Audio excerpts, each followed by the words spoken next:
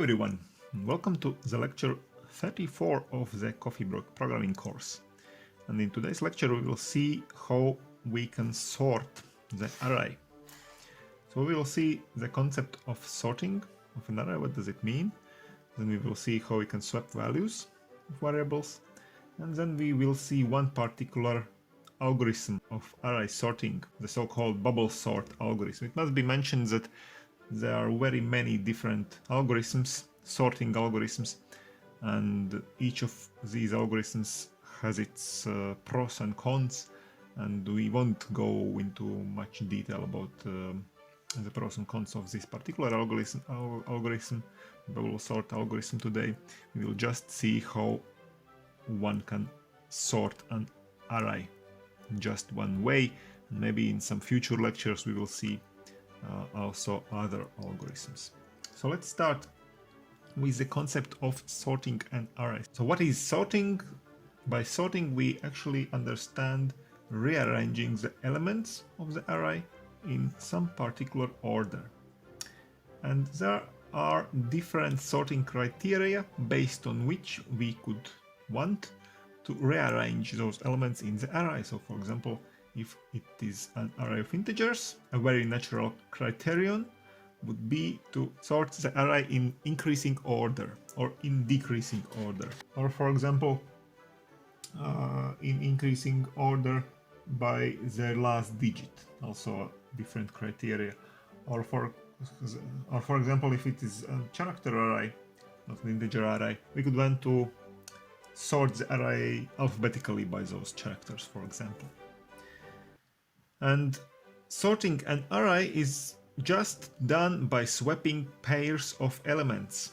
There is nothing much else to do actually. If we want to sort an array, we just swap some elements. Of course, perhaps we have to do it several times, multiple times, but that is all what is needed to sort the array, to swap some elements. And so let's first of all see what does it actually mean to swap some values.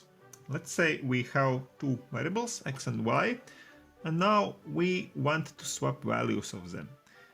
So the first thing that maybe comes to mind if we think about swapping values is to write some code, something like that. Assign the value of y to x and vice versa. But of course it's easy to see that this won't work. So let's say we have some particular values. So let's say x is 5 and y is, let's say, 7. And now what happens if we perform this one operation? So we assign x the value of y. So the value of y is 7. So we assign 7 to x. Now x is 7 instead of 5. And now second command here, assign to y the value of x. The value of x is now 7, so we assign to y a new value that is 7. So after we have performed those two operations, both values are 7 and not 7 and 5 that would have been if we had swapped those values. So of course this is not a correct solution. This is a very wrong solution. And so how to actually swap the values of x and y? So try to come out with your own solution now.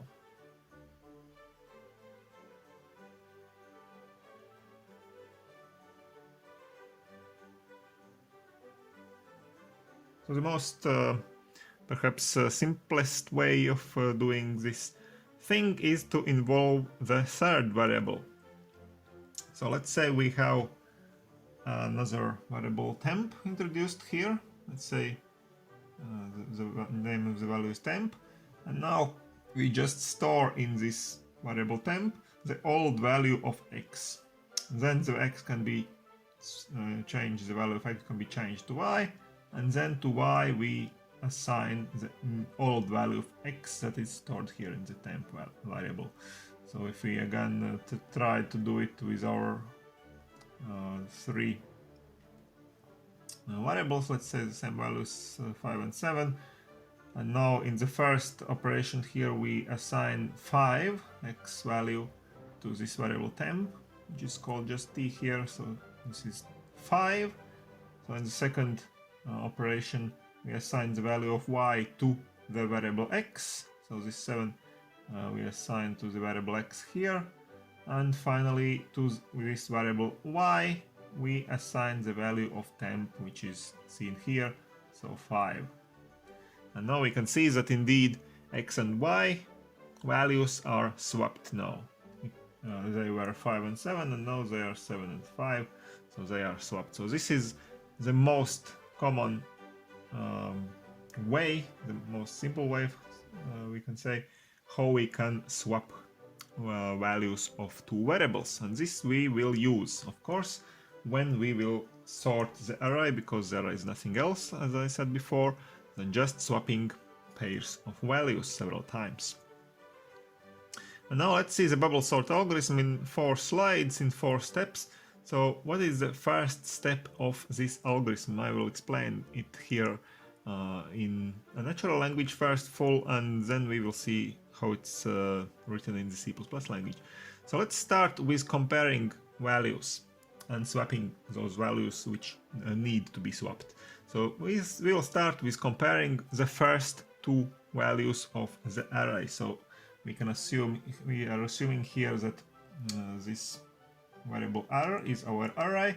So we see what is element number 0 and what is element number 1 of this array. So the first 2 elements.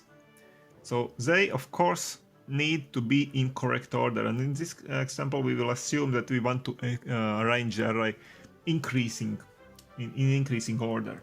So if those 2 values are not correct, so meaning that the first one is larger than the second one, but they need to be in the vice versa order, because we need the increasing order.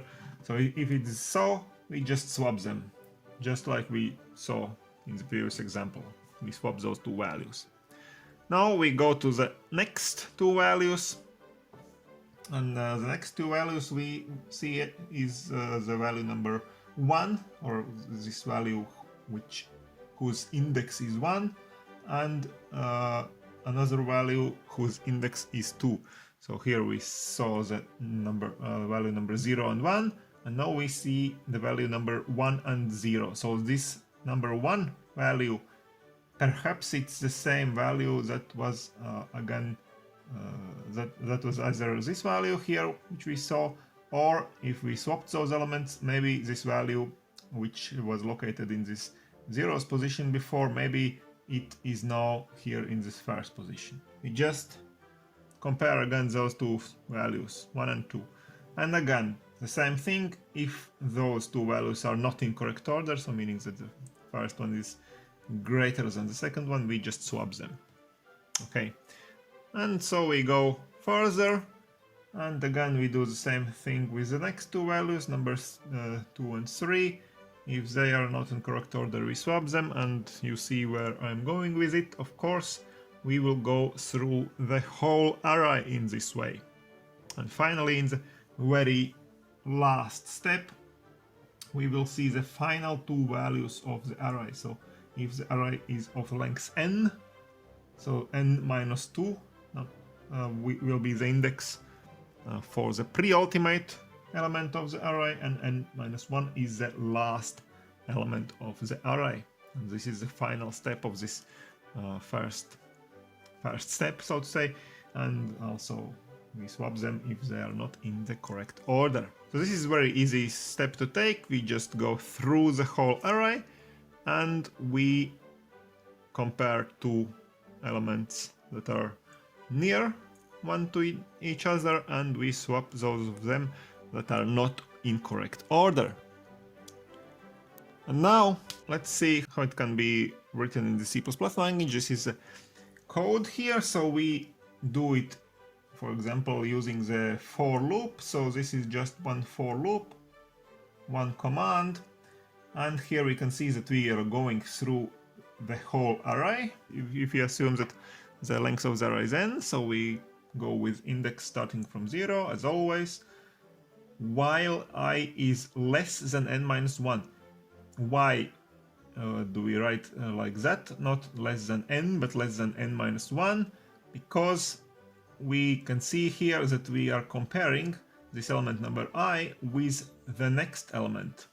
So the next element must exist in the array. So here with the index I, we won't go till the very last element, but till the pre-ultimate element only, so that the next element still exists.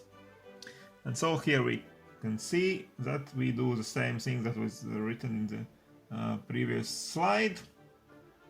So we compare this element number I with the next element, and if those two elements are not in the correct order, meaning that the first one is larger than the second one, then we swap those two elements in places. So these three commands are just the same commands which we already saw 2 slides before. How do we swap values of those two elements? And now the two elements which we want to swap are those two. This is one element, array number I, and this is another element, array number I plus 1, and we again use the same variable called temp here to swap those values. So this is a very easy, simple for loop for performing this first step of the array. And now when the for loop is executed, what has happened in the array? So we can actually see now that the largest element of the array will certainly be the very last one when this for loop is executed once. Okay, so in the very worst case scenario, when the largest element perhaps was the first one in the array, this element number 0 in the array, in this case we had performed this swapping thing all those times when we went into the for loop.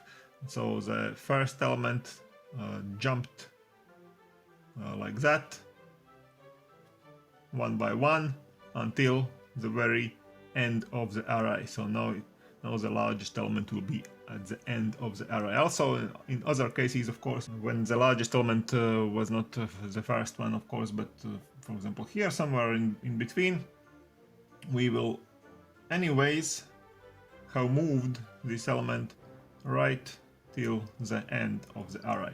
So now the largest element is the last one, and we have to now arrange or sort the beginning of the array. Okay, so beginning of the array, meaning the whole array without the final element, because the final element is already in its place.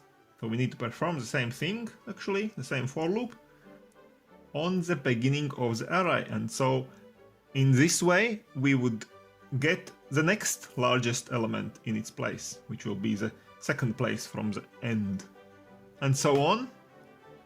It means that we just have to repeat this loop n-1 times. If n is the length of the array, then we will perform this loop n-1 times, meaning that the n-1 largest elements will be in the correct places after this. And if n-1 is in the correct places, then of course also the very final element, the very smallest one, the nth element, will be in its place, which is the first element, element number 0 in the array. So now what we have to do, we just have to create another for loop, which happens exactly n-1 time, and this is the body of that for loop. This whole for loop must be repeated now n-1 times. So let's do it, and this is how we do it.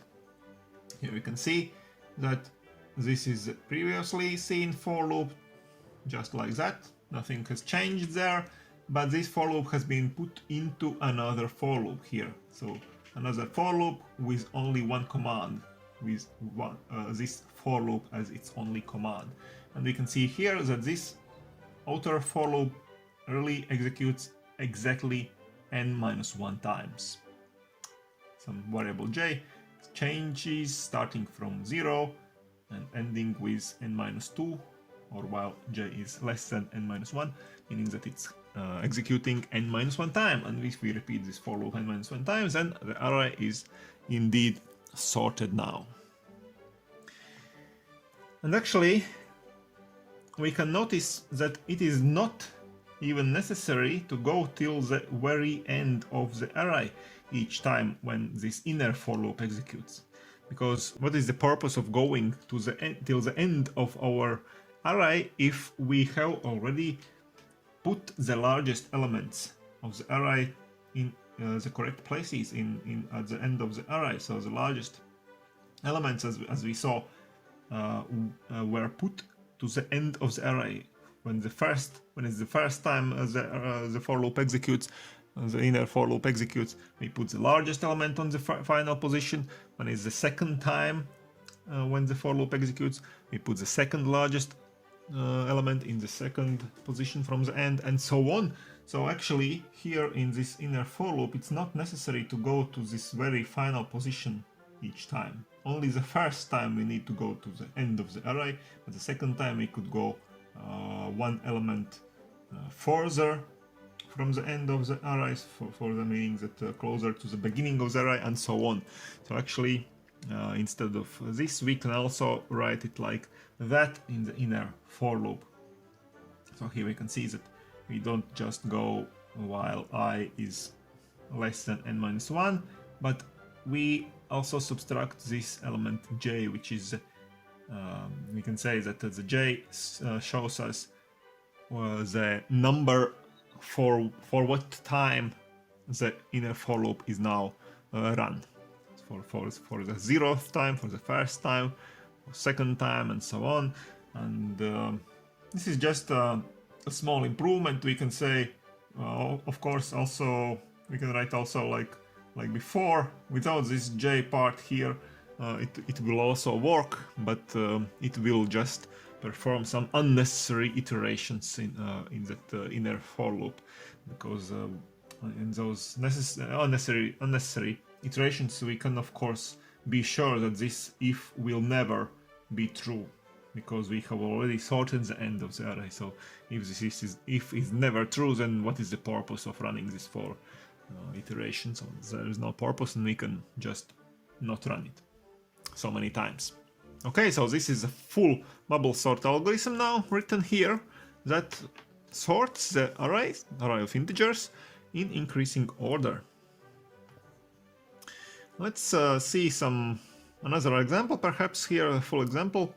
So let's say user enters 10 integers in this case, and we want to print them out in decreasing order in this time. So the algorithm will go on like that here. So user enters elements of the array, of course, first of all. So second step of the algorithm would be the sorting using the bubble sort algorithm, and the third step will be the printing out of the array. And so let's see all those steps. So the first step here is user input. So again, we will use here the constant integer. Constant we can write, if you remember, to denote that this element n will be a variable that is not actually a variable but a constant. So we can't change its value. We assign the value of 10, and then we can write the name of this variable in every place where we want to use the length of the array, for example.